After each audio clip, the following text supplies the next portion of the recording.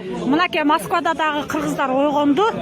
Өздөрү келип, өзүнүн калоосу менен ар жерде бланкаларды сурап толтуруп атышат.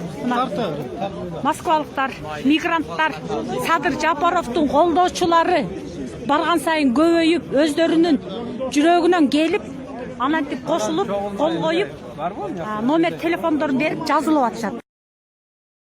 Чегара маселелерин жакшы билесиздер. Күндөн күнгө жылып, чегарадагы үйлөрдү сатып алып, улам жылып келатат. Мына буган чекит коюлат эле, ошол жакын жерде жүрсө, ошол жерде иш болсо.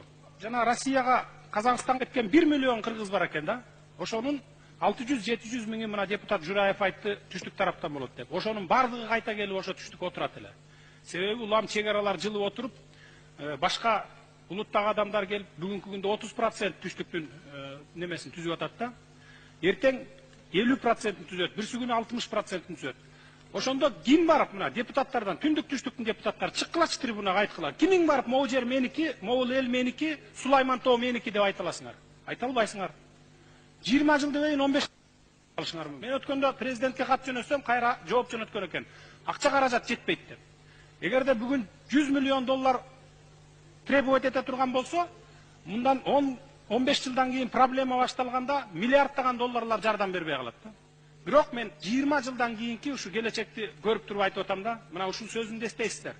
Мени менен поколениялаш ушу досторум ушу жерде чогуу турган. Менден кийинки поколенияга быйылкы жылы бийлик Жапаровдун округуна кирген Айтулуу Каркананын бир жагын кошуна казак туугандарга берип жиберишке аз калды. Садыр бул маселени сессияда мындайча талашып күн тартибинен кийинкиге жылдырат. Каркара жөнүндө абдан көп талаш болуп атат. Мына Каркаранын эгасы бул жерде Жапаров Садыр отурат. Ошону угуп болгондон кийин добушка койбоймунбу баягы сунушта? Рахат. Пожалуйста, депутат Жапаров, сөз сизде. Урматтуу депутаттар, Мырза Аламанов, мен жанатан бери баягы тоскоол болбойн дедим. Бардыгын айтып атасыз, картадан көрсөтүп атасыз, сизде толук информация жок экен да. Биякта отуруп алып, сиз карта менен иш кылып атыпсыз да. Барып туруп жеринде иш кылыш керек болчу да.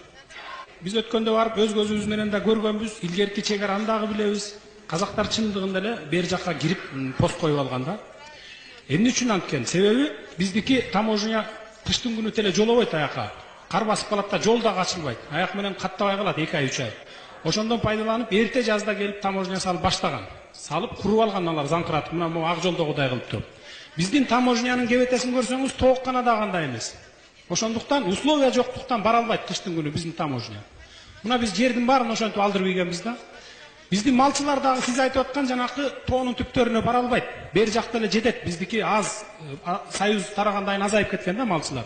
А казактар барып отуруп ээлеп эле анан биздики деп эле мурун эле биздики болчу итак эле. Мына бул силердики десе картада карап туруп ошону жасап коюп атасыңар да. Ошондуктан бул ратификацияны биз күзгүгө калтырышыбыз керек. Мына мен 1-июлда ушу каникулга чыккандайын деп бир выездной семинар кылып уюштуруп атабыз. Бүт депутаттарды мына чакырып атам, коллегаларымды. Ар бир министр силерде барышыңыз керек. Аликбек Жекшенкулов, сиз сөзсүз барып өз көзүңүз менен көрүшүңүз керек экен да. Ошондон кийин гана муну ушул ратификацияны күзүндө алып келип анан добушка коелу. Илгери ал жерде бүт баары кыргызга тиешелүү болгон да. Муну өзү казак туугандарыбыз өзүлөрү макул болуп, эч бир талаш тартыш жок илгери. Кийин баягы союз кезинде малчылар келип отурукташып, ошол жайлоолорго казак туугандардын малчылар келип отурукташкандан кийин анан ушул граница суудан бөлүнөт болуп калган. Болбосо бу ортодогу казак менен кыргыздын ортосундагы тоо жүрүп отуруп Кытайга барып такалат да. Ошол тоодон граница болгон илгери. Тоодон болгон граница, суудан эмес берки. Суу биздин территорияда болгон да. Ошон үчүн ушунун баарын толук айтып кетип, жана айтпадыбы мына могу эле Токмоктогу жана чыканак болуп турган жер. Ошол жер бир кенедей эле жер. Ушундай жердин кызыкчылыгы келгенде силер дагы соодалашып, могу жер деген биздин эле жер деп. Чынында эле бул жерге мындай болгон да, жана суунун платинасын куруш үчүн эле ошол жерди бурган. Атак суу деген түп-түз эле аккан. Биздин ушу бир кайдыгерлик мамиле жасаганыбыздан алдырып ийебиз да көбүнчө жерлердин баарын ошентип. На самом деле ким азыр мелде эме кылат тиги талашат ушу Токмоктогу жерди. Так ошол сыяктуу эле алдыгы жана тоо ташты биз алдык, анан түз жерди берип атабыз деп атпайсыңарбы? Могу 4000 гектар деген 4000 гектар деген Казакстанга жанакы именно таможняның турган жери да. Бул жер түз жер, жайыт жер. Малчылар алып чөп чаап алчу жери да, кышкы тойтун камдап алчу жер. Ошон үчүн муну ратификация кылгандан силер айтасыңар да. Мына ратификация кылып өткөзүп жибердик. Эми ушул граница менен биз кабыл алышыбыз керек. Эми таможня пост тура берсин ордунда дейсиңер да, кабыл алынып калды деп. Ошон үчүн өз көзүбүз менен барып көрүп, мына 1-июлдан 5-июлга чейин дагы бир жолу айтып коеюн.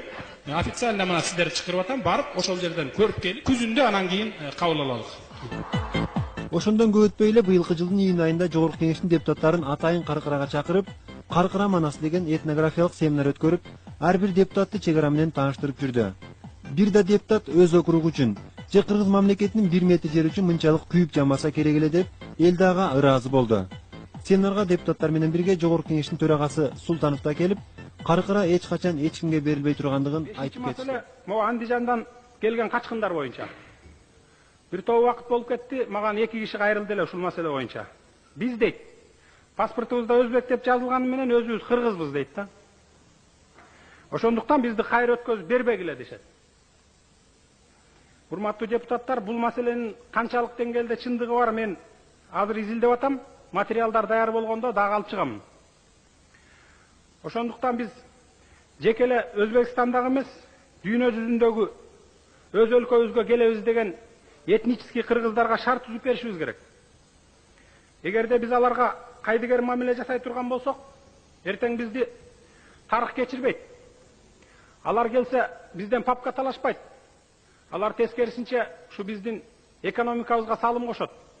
Себеби дегенде жана иштелбей жаткан, саз басып жаткан жерлерибизге ошолор иштетет. Бир мисал катары айта кетейин. Мына Казакстандын этникалык казактары келип, Казакстанда кең дала болуп иштелбей жаткан жерлерин, 1000 гектар жерлерин иштетип атышат. Мына мен өз көзүм менен көрүп келген үчүн айтып атам. 1000 гектар жерлерге тамеки плантациясын өздөштүрүп атышат. Жана башка өсүмдүктөрдү отургузуп атышат.